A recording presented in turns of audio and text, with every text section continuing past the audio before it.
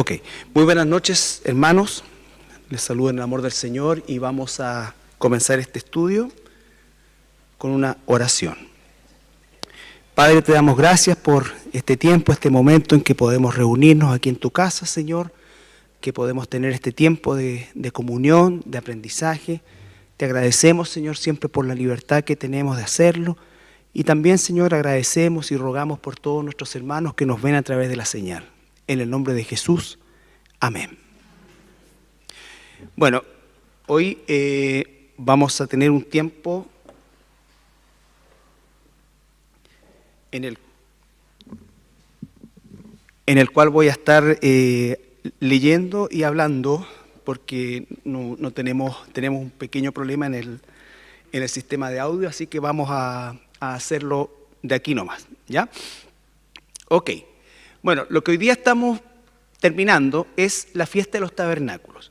Nosotros comenzamos ya hace bastante tiempo atrás, probablemente un año y medio atrás, el estudio de las fiestas del Señor dentro del marco de lo que fue y lo que es el estudio de las raíces hebreas del Nuevo Testamento. Y yo sé que ha sido un estudio bastante largo, extenso y denso también, pero el propósito, pienso que de alguna manera, a lo menos con quienes han mantenido una cierta regularidad, se ha cumplido y es por lo menos o a lo menos generar una nueva, digamos, o una visión mucho más amplia de lo que es el estudio y la lectura del Nuevo Testamento. Como dije en un principio, cuando comenzamos el estudio, nuestra relación en general con el Antiguo Testamento es más bien lejana y por lo tanto cosas que han estado desde siempre ahí nos parecen un poco difíciles de asimilar en circunstancias de que nosotros cuando leemos el Nuevo Testamento lo que estamos haciendo es leer lo que ya estaba escrito, pero que de alguna manera se está cumpliendo, ¿ya? Entonces, el propósito es también que nosotros podamos tener una lectura muchísimo más amplia acerca de lo que es el Nuevo Testamento y las palabras de Jesús. Cuando Jesús decía, ¿no es cierto?, yo no digo nada que mi Padre no me dio, y todo esto se está refiriendo básicamente a lo que estaba ya escrito. Jesús utilizó más de 100 citas en el Nuevo Testamento que son claramente alusiones textuales de libros del Antiguo Testamento. ¿Ya? La humedad me afecta mucho. Ok, y dentro de este estudio nosotros iniciamos lo que son las fiestas del Señor, y recuerde que la palabra en hebreo es moed, que significa una cita o significa también una convocación de parte de Dios a su pueblo. Esto que probablemente hasta antes de que nosotros iniciáramos este estudio, lo veíamos como algo no solamente lejano, sino que algo ajeno a nosotros. Y otro de los propósitos de este estudio es que también nosotros no solamente lo veamos cercano, sino que veamos y reafirmemos y afirmemos que somos parte de esto, ¿ya? Estas 7 fiestas que están representadas en estos 7 brazos de la menorá son efectivamente el plan de redención de nuestro Dios desde los siglos a todo su pueblo, ya sea Israel o ya sea la iglesia, entendiendo que finalmente la iglesia es parte de Israel, la iglesia no reemplaza a Israel, la iglesia es injertada, como lo vemos en Romanos, ¿no es cierto?, en la raíz que es Israel. Comenzamos, ¿no es cierto?, con la fiesta de la Pascua, que desde el punto de vista histórico representa la salida de Egipto, ¿ya? El paso, que es la palabra pesaj, ¿no es cierto?, significa paso, de la esclavitud egipcia a la libertad de la tierra prometida. Ese es el contexto o la celebración histórica o el recordatorio histórico, pero por otro lado, esa primera Pascua y todas las Pascuas que vinieron después de esa primera en Egipto, todas ellas apuntaban al Cordero de Dios, a nuestro Señor Jesucristo, que quitaría el pecado del mundo en Pascua, porque Él es el Cordero de Dios. Los otros eran los corderos que el pueblo llevaba delante del altar. Y cada año había que hacer ese sacrificio, ¿no es cierto?, conmemorativo, pero a la vez también representativo del perdón de Dios de los pecados, porque Pascua y perdón o Yom Kippur se van a conectar en ese mismo sacrificio. Ahora, la segunda fiesta de las panes sin levadura, que también los israelitas celebraban a la salida de Egipto corresponde a la sepultura de nuestro Señor Jesucristo, el pan que bajó del cielo, el pan sin levadura. Recuerden que la levadura tiene una connotación o una relación con el pecado en la Biblia en términos generales, y por lo tanto Jesús es ese pan sin levadura que es sepultado. La fiesta de primicias es la resurrección. La fiesta de Pentecostés es la promesa del Mesías de venir a vivir en nosotros, el Padre y el Hijo, ¿no es cierto? Nosotros, dice, haremos morada en aquellos que crean, en este caso nosotros, ¿no es cierto? Y eso se cumple a partir de Pentecostés. Fiesta de trompetas hace recuerdo de lo que va a suceder, que en el caso de el tiempo en el desierto representaba principalmente un tiempo de expectación. Se tocaban 100 trompetas o 100 toques de trompeta durante el periodo de las fiestas, y el último toque era el que era más extenso y tenía algunos, no sé si se dice así, pero acordes que de alguna manera especificaban lo que había que hacer. Normalmente ese último toque representaba un acorde para levantar el campamento y trasladarse del lugar. Ahora, no siempre se trasladaban, por supuesto, pero por eso es que había que estar atento al último toque, porque el último toque podía traer implícito esos acordes de traslado, ¿ya? Para nosotros representa lo que viviremos en el arrebatamiento. El Yom Kippur, o el día del perdón, o el día de la expiación, corresponde al periodo de la tribulación de 7 años, que no viviremos nosotros como iglesia, porque obviamente esto corresponde a la casa de Judá. Recuerden, casa de Efraín, casa de Judá, a la casa de Judá que hasta hoy, ¿no es cierto?, no reconoce al Mesías. Pero llegará el momento en que en este tiempo de aflicción, sobre todo la segunda mitad de este periodo, en el cual reconocerán a Jesucristo, y ahí en ese momento ellos por supuesto lo recibirán como su Mesías, ¿ya? Y posteriormente da paso a lo que son la fiesta de los tabernáculos, que es una fiesta de regocijo, es una fiesta, ¿no es cierto?, de mucha alegría, en la cual se construyen cabañas, sucas o carpas se hacen, y conmemorativamente recuerda los 40 años que vivieron en el desierto, ¿ya? Pero para nosotros de forma profética, y el sentido real de esto, o mejor dicho, el sentido concreto de esto, es el periodo del milenio, ¿ya? El periodo del milenio. Entonces, ahí tenemos nosotros el resumen de estas fiestas, y las últimas que vimos la semana pasada son los tabernáculos, y tenemos que ese reino milenial tiene características que la Escritura nos entrega, entre ellas el hecho de que son efectivamente 1000 años literales, ¿ya? Y corresponden básicamente a lo que son los 7000 años que Dios ha dispuesto antes del estado eterno. Y vamos a ver eso, antes del estado eterno. 6000 años o 6000 años, ¿no es cierto?, o 120 jubileos corresponden al periodo en que la humanidad, por decirlo de alguna manera, se va a autogobernar. El último periodo, los últimos 1000 años, son el tiempo en que el Rey de Reyes y Señor de Señores, nuestro Señor Jesucristo, reinará físicamente desde la ciudad de Jerusalén. Y ahí están las características, ¿no es cierto?, que no existirán armas de guerra, Jesús reinará con justicia, la creación volverá al estado original, ¿no es cierto?, no va a haber enfermedades, no se habrá trabajo en vano, en fin, todo lo que ya vimos, entre otras cosas, es el tiempo, como dice el Génesis e Isaías, en que Israel, reunificado de forma milagrosa, por supuesto, habitará por primera vez en toda la extensión del territorio que originalmente se le entregó a Abraham, Isaac y Jacob, desde el río Nilo hasta la ribera occidental del Éufrates. Todo eso corresponde al territorio de Israel, que jamás ha sido ocupado. De hecho, Josué solamente conquistó una parte muy pequeña.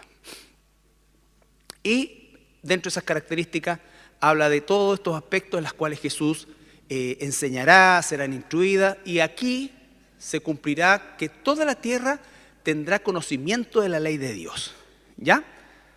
Y algo que es importante, todas las naciones que estén en ese momento tabernáculos o Sukkot. La única fiesta que se celebrará durante el milenio ya no va a ser la Pascua, no va a ser ninguna de las otras, sino que la única va a ser tabernáculos. ¿Y ustedes se recuerdan por qué era eso?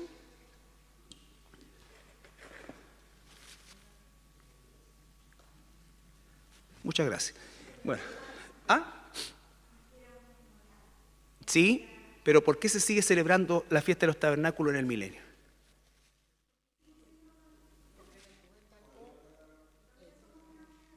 ¿Cómo?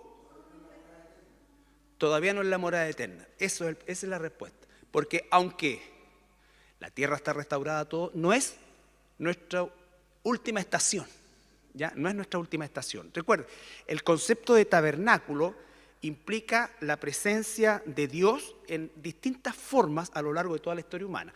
Cuando Adán y Eva estuvieron y fueron creados antes de que cometieran pecado, dice, Dios estaba entre ellos, el tabernáculo de Dios estaba con ellos, porque Dios se paseaba a la hora de la tarde, ¿no es cierto?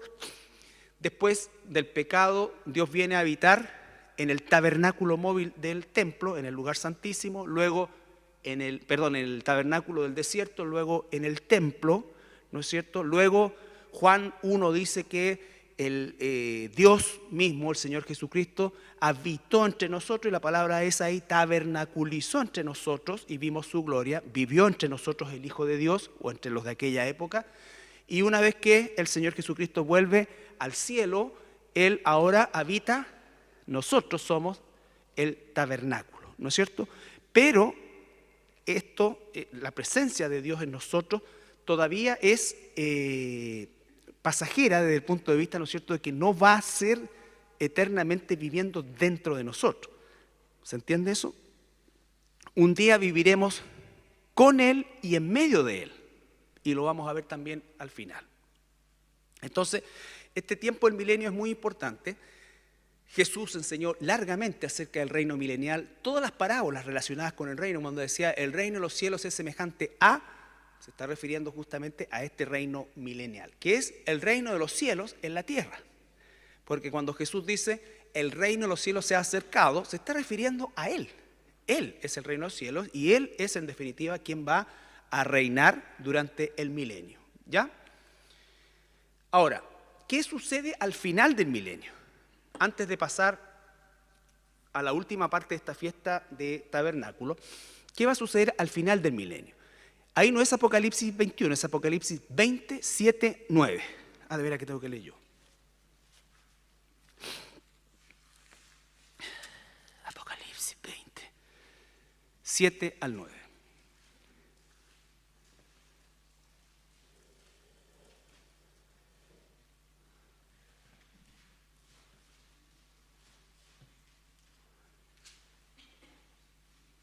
Ok, dice, cuando los 1000 años se cumplan, Satanás será suelto de su prisión y saldrá a engañar a las naciones que están en los 4 ángulos de la tierra, a Gog y a Magog, a fin de reunirlos para la batalla, el número de los cuales es como la arena del mar.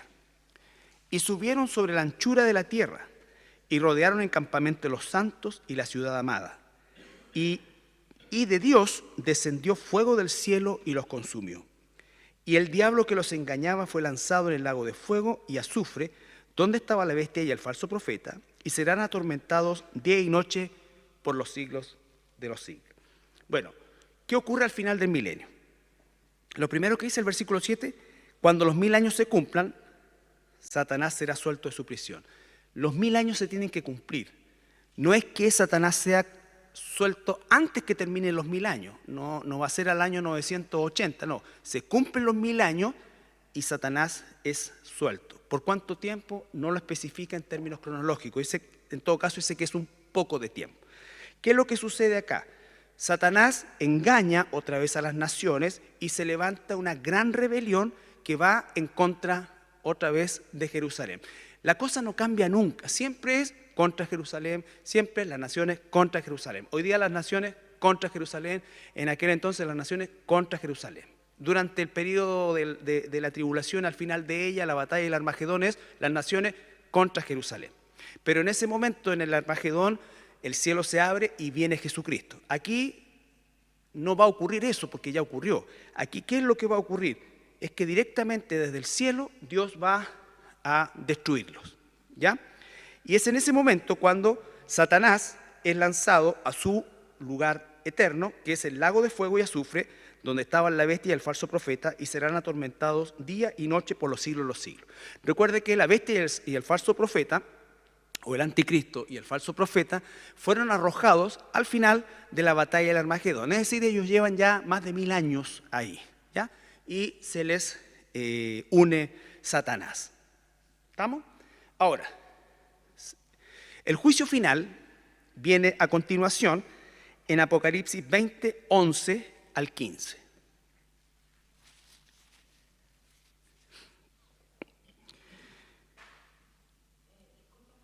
Dígame. Al capítulo 20, versículo 11 al 15. Ya Satanás fue arrojado, ocurrió todo, y ahora ¿qué pasa? Todos los seres humanos, ponga atención aquí, todos los seres humanos que murieron sin salvación, en todas las épocas desde Caín en adelante, hasta hoy, mueren y van al infierno, que dice que está, sus almas van al infierno, que dice que está en el centro de la tierra. El infierno no es el destino final. Recuerda que hasta antes de la cruz, ese lugar, el Hades o el Seol, estaba dividido en dos partes. Uno era el seno de Abraham, donde estaban los justos, que cuando Jesús muere, baja y se lleva cautiva la cautividad y se lleva todo. Por lo tanto, lo que hoy día hay hasta hoy es solamente la parte de la prisión propiamente tal, donde están todos los que han muerto sin Cristo. Entonces, para ellos y para todos los que mueran hasta antes de este tiempo, eso va a ser, como diríamos nosotros, la prisión preventiva. Están ahí, no han recibido condena todavía, pero ya están en prisión. ¿Ok? Desde Caín hasta el último que haya en este periodo. ¿Cuándo van a salir? Por eso es que nosotros tenemos que aún más valorar el tema de la resurrección o la primera resurrección, cuando dice, bienaventurados los que estamos en la primera resurrección. Nosotros obtuvimos y obtendremos el cuerpo glorificado, ya sea que muramos y vayamos al Señor o que el Señor venga por nosotros, nosotros ya vamos a tener cuerpo glorificado que va a ser nuestro propio estado eterno, ¿ya? Pero recuerden que el milenio va a existir humanidad y todo lo que ya conversamos y lo que dijimos, y entonces se termina ese periodo y llegamos al final de ese periodo. Satanás es arrojado, Satanás es ya definitivamente arrojado al fondo del lago de fuego, y viene el juicio de todos los que murieron sin salvación desde Caín en adelante, ¿ya? Entonces dice, y vi un trono, un gran trono blanco, y al que estaba sentado en él, de delante del cual huyeron la tierra y el cielo, y ningún lugar se encontró para ellos. Y vi a los muertos grandes y pequeños de pie ante Dios, y los libros fueron abiertos, y otro libro fue abierto, el cual es el libro de la vida. Y fueron juzgados los muertos por las cosas que estaban escritas en los libros según sus obras. Y el mar entregó a los muertos que había en él, y la muerte, el Hades, entregaron a los muertos que había en ellos, y fueron juzgados cada uno según sus obras. Y la muerte y el Hades fueron lanzados al lago de fuego. Esta es la muerte segunda. Y el que no se halló inscrito en el libro de la vida fue lanzado al lago de fuego. ¿Qué sucede acá? Lo primero es, todos están de pie. Ya no hay tiempo de arrodillarse. Esto es cuando le dicen que se levante el acusado, solamente para leerle su sentencia. Y esa sentencia va a venir en virtud o en función de, que dice acá el versículo 12, y vi los muertos grandes y pequeños de pie ante Dios, y los libros fueron abiertos. Y otro libro fue abierto, el cual es el libro de la vida. Y fueron juzgados los muertos por las cosas que estaban escritas en los libros según sus obras. Vale decir, murieron sin Cristo, por lo tanto no hay perdón de sus pecados. No hay perdón de sus pecados pasados, de los pecados que cometieron en el presente, ni los pecados que cometieron en el futuro. No hay perdón. Están sin redención. Por lo tanto, todo eso es una carpeta de prontuario. Y la justicia de Dios opera, por supuesto, opera como justicia propiamente tal, y ahí sí, todas aquellas cosas, todos los pecados cometidos van a ser tipificados y por supuesto alguien que murió y era una persona, entre comillas, moralmente, medianamente sana, que le predicaban el Evangelio, pero lo rechazó. Estoy poniendo como ejemplo, por favor, esto, ¿ya? Y entonces, bueno, no quiso nada. Murió, ¿ya? Y va a tener otro que rechazó el Evangelio, pero siguió siendo delincuente, mató, robó, violó, todas las cosas. Esa persona va a tener un castigo distinto por sus voluntarias más grandes. ¿Se entiende eso? La posición definitiva viene ahora, no hoy. Ahí, en ese momento, se le va a leer su veredicto, ¿no es cierto?, su castigo eterno y su posición por la eternidad. La resurrección de esta gente no se sabe, por supuesto que no es un cuerpo glorificado, pero sí es un cuerpo eterno. Y entendemos que para que eso, el castigo, el sufrimiento, el dolor, el recuerdo, sea algo permanente en ellos, significa que tendrán un cuerpo físico similar al nuestro, pero eterno. No van a morir nunca. ¿Ya? No van a morir nunca. ¿Se entiende? Entonces, obviamente, se le lee el veredicto, se cumple con el protocolo de leer si es que está en el libro de la vida. La respuesta es no, ya por supuesto, y por lo tanto se ejecuta la sentencia. Eso es lo que va a pasar cuando termine el milenio. Satanás es soltado, hay rebelión, esa rebelión termina con el Señor destruyendo todo, inmediatamente Satanás arrojado al lago de fuego, juicio ante el trono blanco, ante el gran trono blanco de todos los seres humanos que murieron sin Cristo, sin salvación. Sus prontuarios son abiertos porque a esta altura son prontuarios, porque van en dirección a una condena. Entonces, por eso cuando dice el Señor, no se vengan ustedes, mía es la venganza, yo pagaré, dice el Señor, se está refiriendo a eso, yo pagaré. Nosotros tenemos que orar porque aquellos que incluso nos hacen daño se arrepientan. Pero si no es así, no somos nosotros los que tenemos que buscar venganza, porque Él pagará, y ese pagará se está refiriendo a este momento. Sí, por supuesto.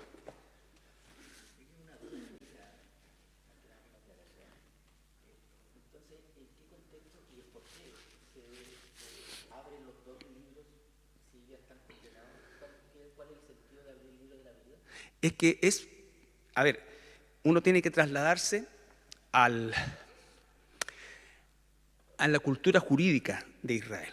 La cultura jurídica de Israel implicaba el hecho de que es como te traen el veredicto, se leen todas tus cosas, hay un fiscal, no hay un abogado defensor, porque nunca no rechazamos a Jesús como defensor, por lo tanto es condena solamente. Se levanta, se leen todos sus pecados y por protocolo, ¿no es cierto?, en el sistema legal judío se lee la sentencia, pero a la vez se le declara libre o culpable. ¿Me entiende? Es al revés de nosotros. Por ejemplo, el juicio es, o por lo menos lo que sale en las películas, en realidad no sé si es el sistema nuestro, pero dice, ¿cómo declaran al acusado? Culpable, ¿no es cierto? Entonces, y de ahí viene el otro. Aquí al revés, primero se lee toda la sentencia, las razones, la causa, y ya es culpable. Entonces se declara culpable o inocente, culpable. Ya todos son culpables, ¿sí? Una cosa es un acto protocolar. No sé si me explico, pero es parte de la cultura propiamente tal, ¿ya? Entonces ya es culpable. Entonces dice, pero culpable, ¿ya? Culpable. Se sella su sentencia. Claro. Al final, después del milenio.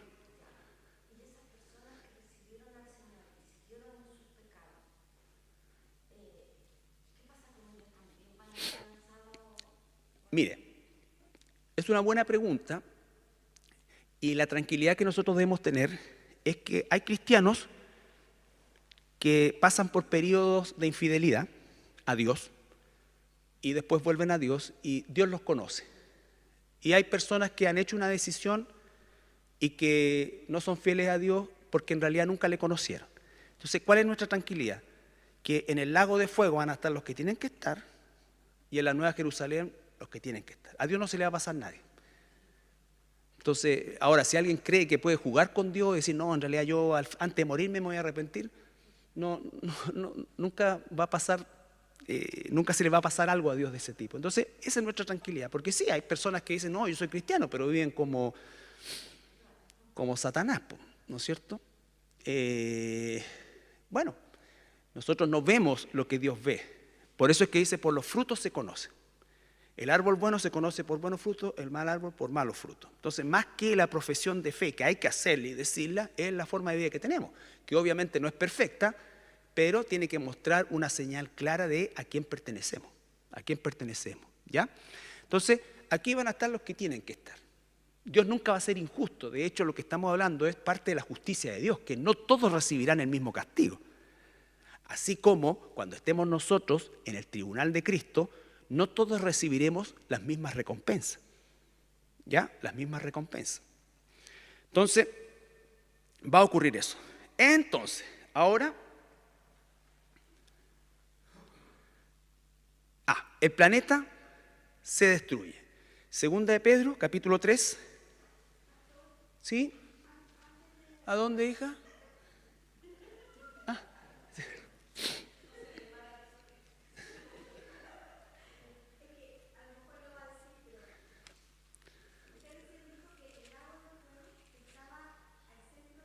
No, ese es el infierno. Sí. El lago de fuego no se sabe dónde está, pero no está acá. ¿Ya? Es lo que nos da a entender la Escritura. Mira, a partir de lo que dice la Solcita, nosotros tenemos que saber que estamos analizando lo que la Biblia nos muestra. ¿Qué nos muestra? Va a haber un milenio, va a haber una restauración. Nosotros vamos a tener cuerpos glorificados. Va a haber gente con cuerpos humanos restaurados. Van a soltar a Satanás al terminar el milenio. Va a haber una rebelión. Dios la va a sofocar y va a destruir a todos los rebeldes. Va a haber un juicio ante el gran trono blanco. Se van a leer las sentencias de acuerdo a todas las obras no cubiertas por Cristo, ninguna en realidad, y se va a dictar una sentencia. ¿Por qué no está aquí en la tierra? Por lo que vamos a ver ahora, ¿no es cierto? Que este planeta está condenado a la destrucción, ¿ya? Ahora, tampoco sabemos si se va a destruir y Dios va a hacer otro planeta, o como se puede construir, se bota toda la casa y se hace otra casa en el mismo terreno. Tampoco se sabe, ¿ya? Segunda de Pedro, capítulo 3, versículos 5 al 13. ¿Me puedes traer agüita por el amor del Altísimo? Gracias, hermano. Dios te bendiga. Estamos transmitiendo, ¿no? Chuta, ya, perdón. Entonces, segunda de Pedro, capítulo 3, versículo, es que pensé que no, por como estaba mala la cosa. Ya, he dicho tantas tonterías. 3, 5 al 13. Estos ignoran voluntariamente que en el tiempo antiguo fueron hechos por la palabra de Dios los cielos y también la tierra que proviene del agua y por el agua subsiste. Por lo cual el mundo de entonces pereció anegado en agua. Eso es el diluvio, ¿no es cierto? Pero los cielos y la tierra que existen ahora están reservados por la misma palabra, guardados para el fuego en el día del juicio, gracias, y de la perdición de los hombres impíos. ¿Se dan cuenta que ahí hay señales claras? Día del juicio. ¿Cuál juicio? Ante el trono blanco. ¿Por qué? Porque dice, asocia día de juicio y perdición de los hombres impíos. Está hablando ahí de el castigo ya eterno. Entonces nos estamos refiriendo a este día que estamos viendo. ¿Ya? Mas, oh amados, no ignoréis esto, que para el Señor un día es como 1000 años y 1000 años como un día. El Señor no retarda su promesa, según algunos tienen por tardanza, sino que es paciente para con nosotros, no queriendo que ninguno perezca, sino que todos procedan al arrepentimiento. Pero el día del Señor vendrá como ladrón en la noche. Esa expresión, ladrón en la noche, y cuando lo leemos aquí, podemos pensar que se está refiriendo al arrebatamiento, pero no es el arrebatamiento. La expresión como ladrón en la noche era un digamos, es como decimos nosotros, un chilenismo, ¿no es cierto? Un dicho judío para instancias introspectivas, ¿ya? Que va a suceder antes del arrebatamiento, va a suceder en este tiempo, o sea, no es que sea exclusivo de, por eso es tan importante establecer el contexto. ¿Cuál es el contexto? Día de juicio, perdición de los impíos. Ese es el contexto, ¿ya? Pero el día del Señor, ¿cuál? El del juicio y perdición, en el cual los cielos pasarán con gran estruendo y los elementos ardiendo serán deshechos y la tierra y las obras que en ella hay serán quemadas. Tampoco se está refiriendo al tiempo de las copas de la ira, en que el planeta va a ser devastado, pero no va a ser completamente destruido, ¿ya? Puesto que estas cosas han de ser deshechas, ¿cómo no debéis vosotros andar en santa y piadosa manera de vivir? Ahí hay un punto que es fundamental para nosotros. Ahora que tenemos este conocimiento, ahora que tenemos la bendición y podemos apreciar aún mejor cuando leemos que somos bienaventurados de la primera resurrección, entonces ¿cuánto más debemos nosotros andar santa y santamente en nuestra manera de vivir? Esperando y apresurándolos por la venida del día de Dios, en el cual los cielos encendiéndose serán deshechos y los elementos siendo quemados se fundirán. Pero nosotros esperamos según sus promesas. ¿Qué cosa? Cielos nuevos, tierra nueva, en los cuales mora la justicia. ¿Ya? Entonces, ¿qué va a pasar? El planeta va a ser destruido completamente. Vuelvo a insistir, no sabemos o no sabe o no se dice si va a ser otro planeta o, como quien dice, bota todo el edificio cuando alguien va a construir y bota todo y hace algo nuevo, ¿ya? En el mismo terreno. Ahora bien, esto es lo que va a pasar al final del milenio. ¿Qué va a pasar después? ¿Qué nos dice Pedro? Está esperando cielos nuevos y tierra nueva, ¿ya? Y ahí entramos a lo que es el octavo día de la fiesta de los tabernáculos. Recuerde que la fiesta de los tabernáculos tiene 7 días y hay un octavo día, ¿no es cierto?, que también es un Shabbat solemne, es un día solemne. Ahora, el número 8 significa novedad o nuevo comienzo. Novedad o nuevo comienzo. ¿Ya? Tengan eso en mente. ¿Por qué? Porque estamos hablando que después de tabernáculos viene el octavo día, nuevo comienzo. ¿Ya? ¿Y dónde vemos ese nuevo comienzo? Apocalipsis 21.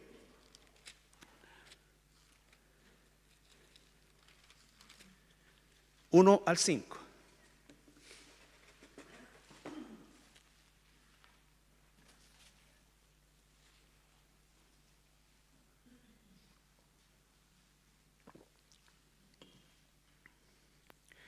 Vi un cielo nuevo y una tierra nueva. Lo mismo que está diciendo el apóstol Pedro, ¿no es cierto? Aquí se está concretando. Pedro dice, esperamos. Aquí Juan lo ve consumado, ¿ya? No ha sucedido todavía para nosotros, pero ya se lo muestra consumado. Porque el primer cielo y la primera tierra pasaron y el mar ya no existía más. Y yo, Juan, vi la santa ciudad, la nueva Jerusalén, descender del cielo de Dios, dispuesta como una esposa ataviada para su marido. Siempre en la Escritura vamos a encontrar nosotros que la relación de Dios con su pueblo es una relación conyugal. ¿Ya? La relación conyugal. Entonces, en el Antiguo Testamento incluso se divorcia de la casa del norte, si ustedes se recuerdan, porque es una relación conyugal. Después, la novia y la iglesia. Pero todo eso es también una forma real, pero una figura de este último, diríamos nosotros, esta última parte de la boda, que es justamente este momento en que baja esta nueva Jerusalén. ¿Ya? Esta nueva Jerusalén. Y oí una gran voz del cielo que decía, he aquí el tabernáculo de Dios con los hombres, y Él morará con ellos, y ellos serán su pueblo, y Dios mismo estará con ellos como su Dios. ¿Qué va a pasar aquí?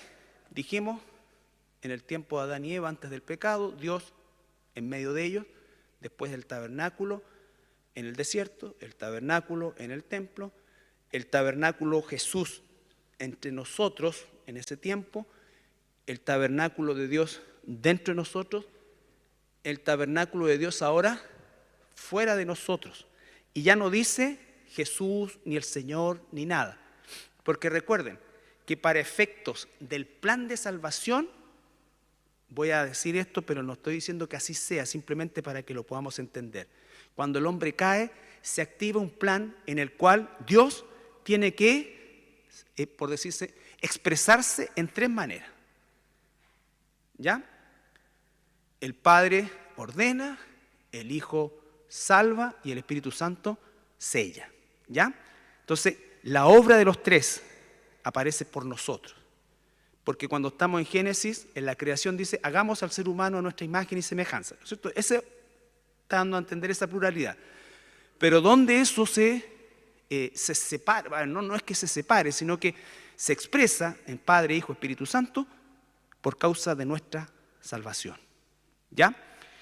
Pero acá vuelve, por decirlo de alguna manera, también a su estado original. El tabernáculo de Dios con nosotros. Ya no se nombra al Espíritu Santo, no se nombra a Jesús. Están ahí, pero en su unidad, por decirlo de alguna forma, original. ¿Ya? El tabernáculo de Dios, versículo 3, con los hombres. Y Él morará con ellos, y ellos serán su pueblo, y Dios mismo estará con ellos como su Dios. Enjugará Dios toda lágrima de los ojos de ellos. Estas lágrimas, ¿de quiénes son? ¿Nuestras?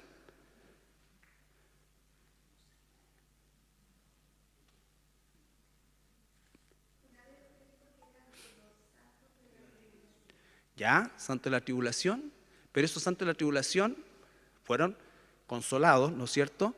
Pero ahora tenemos que agregar ¿qué cosa? Todos los que sufrieron durante el milenio. Seres humanos van a sufrir ahí también. ¿Ya? ¿Por qué? Porque va a haber una rebelión. Va a haber todo eso. Soltado, claro. Pero ya no nosotros, porque nosotros ya estamos con cuerpo glorificado. Yo no sé si lloramos de pena ni tristeza, no sé, pero no somos nosotros. ¿Ya? ¿Cómo? ¿Quién es usted, señora?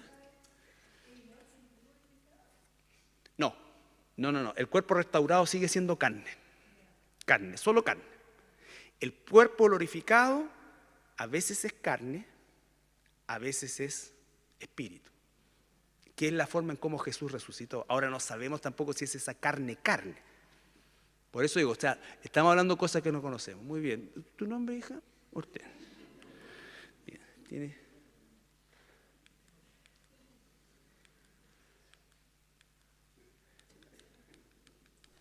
Está desordenado, pero ya. Ya. Ok. La Nueva Jerusalén será la capital eterna de la nueva creación. Esto, hermanos, es para que entendamos de una buena vez que todas aquellas corrientes del cristianismo que intentan decir que Dios ya no tiene nada que ver con Israel, que la iglesia reemplazó a Israel, no, la iglesia no reemplazó a Israel, la iglesia es injertada en Israel, ¿ya? Finalmente, la Nueva Jerusalén es la capital eterna de Dios, fue la capital desde el principio del pueblo y será la capital por todos los siglos de la eternidad. Además, dice qué cosa. 21, no vamos a leerlo todo, pero 21:9. Vino entonces a mí uno de los 7 ángeles que tenía las 7 copas llenas de las 7 plagas postreras. Recuerden que todo esto lo está viendo Juan como en una especie, diríamos nosotros, de película, pero su posición en ese momento es al lado de los ángeles que estaban derramando las copas. Ven acá y te mostraré la desposada, la esposa del Cordero. Y me llevó el Espíritu a un monte grande y alto y me mostró la gran ciudad santa de Jerusalén que descendía del cielo de Dios, Teniendo la gloria de Dios y su fulgor era semejante al de una piedra preciosísima, como piedra de jaspe, diáfana como un cristal. Tenía un muro grande y alto, con 12 puertas, y en las puertas 12 ángeles y nombres inscritos que son los de las 12 tribus de los hijos de Israel. No existe puerta para los bautistas, para los presbiterianos, no existe esa puerta. Ni siquiera para cristianos. Existe puerta para descendientes de las tribus. Y tú entrarás por la tribu que te corresponda en un momento determinado, porque la iglesia, recuerden que es la casa de Efraín, ¿no es cierto? La casa de Efraín. Y empieza a describir al oriente esto de acá, ¿ya? Entonces, ya, este punto es bien importante, es muy hermoso. En los cielos nuevos y la tierra nueva que están representados por el octavo día, nueva creación, cielos nuevos, tierra nueva, después de Sukkot, recibiremos el nombre nuevo que nuestro Padre Celestial nos dará a conocer. Y esto también es parte del pensamiento hebreo. Cuando el niño era circuncidado al octavo día. Y al octavo día recién los padres declaraban el nombre. Por supuesto que lo sabían de antes, pero no lo daban a conocer. La tradición era, al octavo día se circuncida y se declara el nombre, ¿ya? Y ahí el pueblo, la comarca, la familia se entera el nombre que va a tener ese niño. Pasó con Juan el Bautista, Lucas capítulo 1.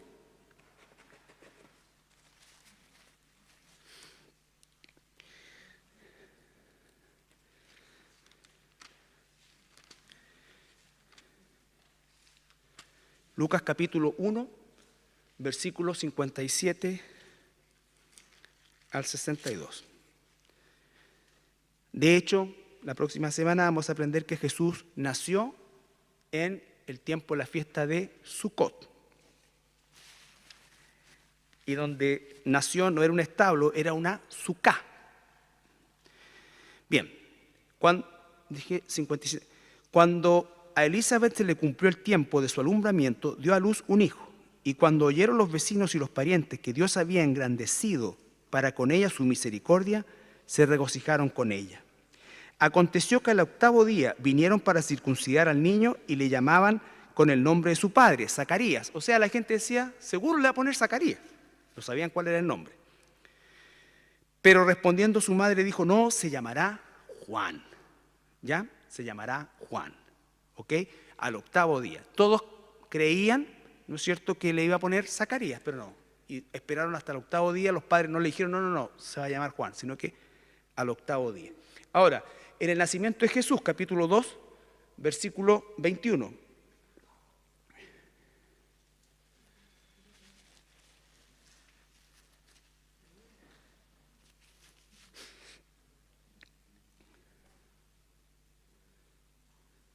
Cumplidos los 8 días para circuncidar al niño, le pusieron por nombre Jesús, el cual había sido puesto por el ángel antes que fuese concebido. ¿Ya?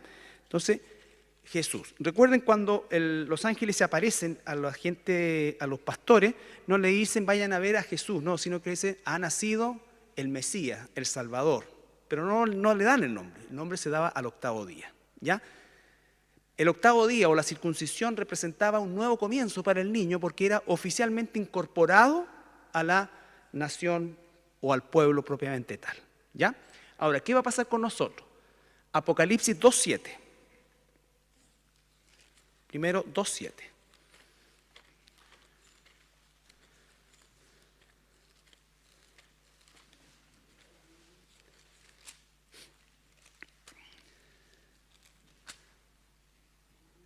Aunque este es un mensaje a la iglesia, esta conclusión tiene que ver con el tiempo del fin.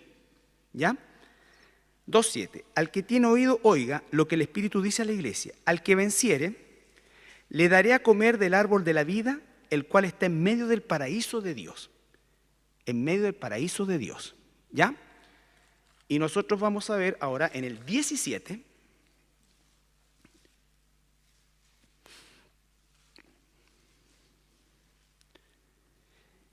El que tiene oído, oiga lo que el Espíritu dice a las iglesias. El que venciere, 2:17, el que venciere, le daré a comer del maná escondido, y le daré una piedrecita blanca, y en la piedrecita escrito un nombre nuevo, el cual ninguno conoce, sino aquel que lo recibe. Ahora vamos a Apocalipsis 22.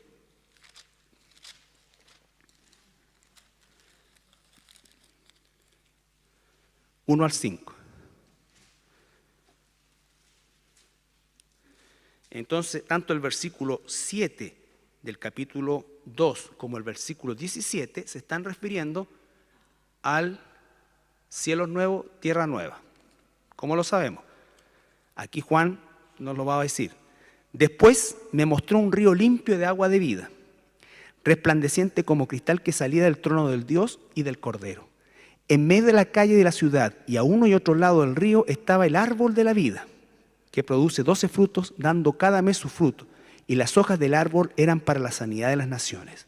Y no habrá más maldición, y el trono de Dios y del Cordero estarán en ella, y sus siervos le servirán.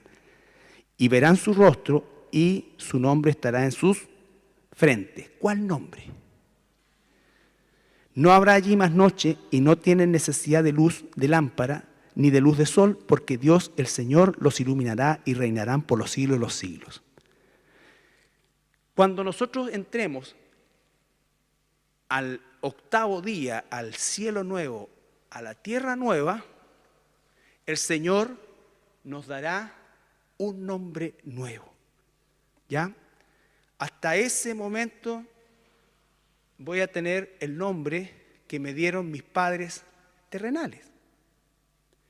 Pero el nuevo comienzo va a ser con el nombre que me dará mi Padre celestial. Ya, un nombre nuevo. Somos nueva creación, nueva criatura, cielos nuevos, tierra nueva, nombre nuevo. Hipólito. Por la eternidad.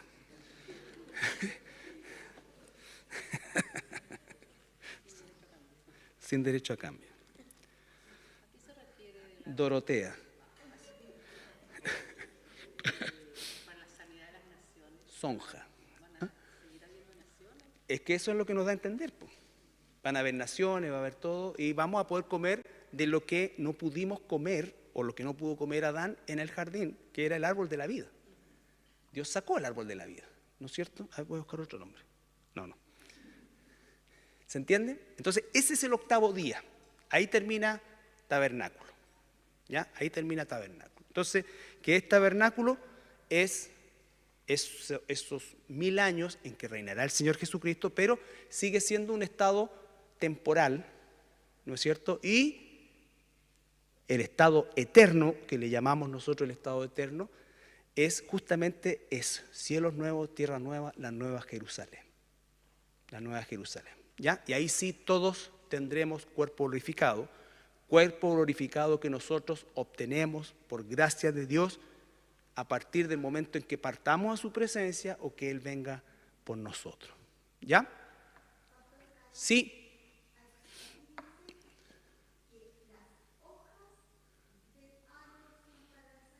Sí.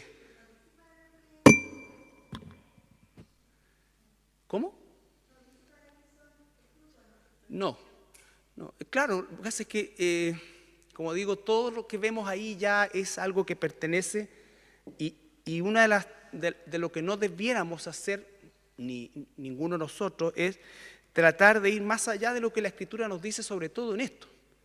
Por eso es que en el fondo una línea de tiempo tratamos de hacerla, y las certezas que la Biblia nos entrega, ¿no es cierto? Dice, por ejemplo, una certeza maravillosa sobre la cual nosotros tenemos que estar firmes, es que pertenecemos al grupo favorecido de la primera resurrección. ¿Ya? Porque eso significa que nosotros nunca más, aunque Satanás esté suelto, no tiene ningún poder sobre nosotros. Ningún poder sobre nosotros. ¿Ya?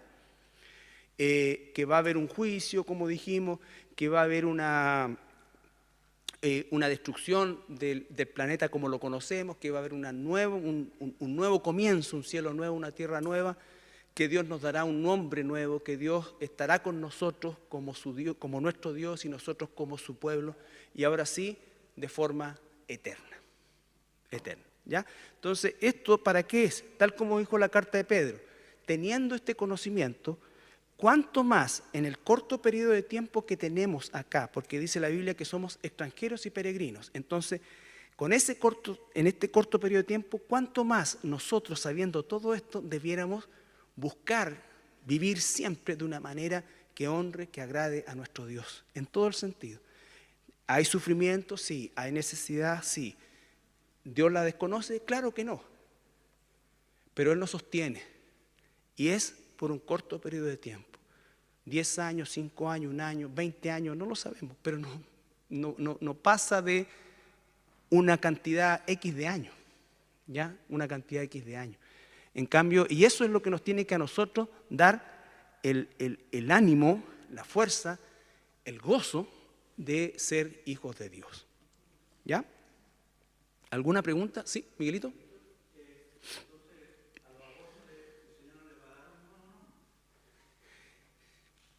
No, claro, a los apóstoles y a las tribus, claro, así es, así es.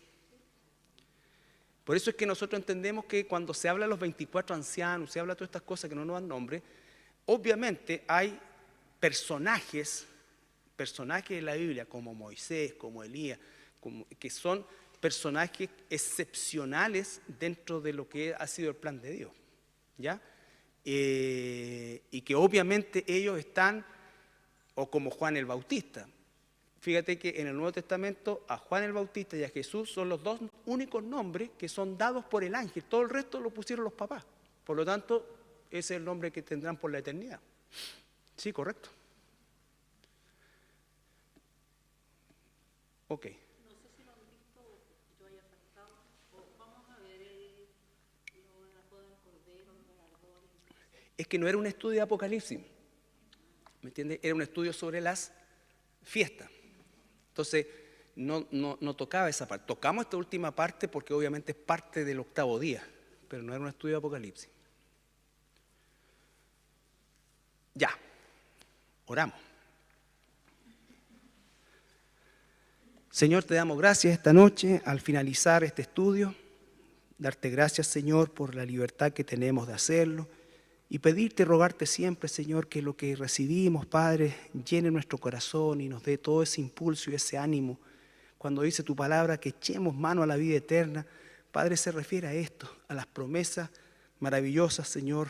Y como tú dijiste, que hagamos tesoros en el cielo, Señor, donde no se corrompen, no se destruyen, Señor. Y cuando habla de tesoros en el cielo se refiere a vivir una vida, Señor, que te honre, te dignifique, Señor, delante de los demás, en favor de nuestros hermanos.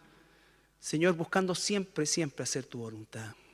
No permitas, Señor, que los quehaceres del mundo o del día a día, Señor, ahoguen esta salvación tan grande que tú nos has entregado, Padre.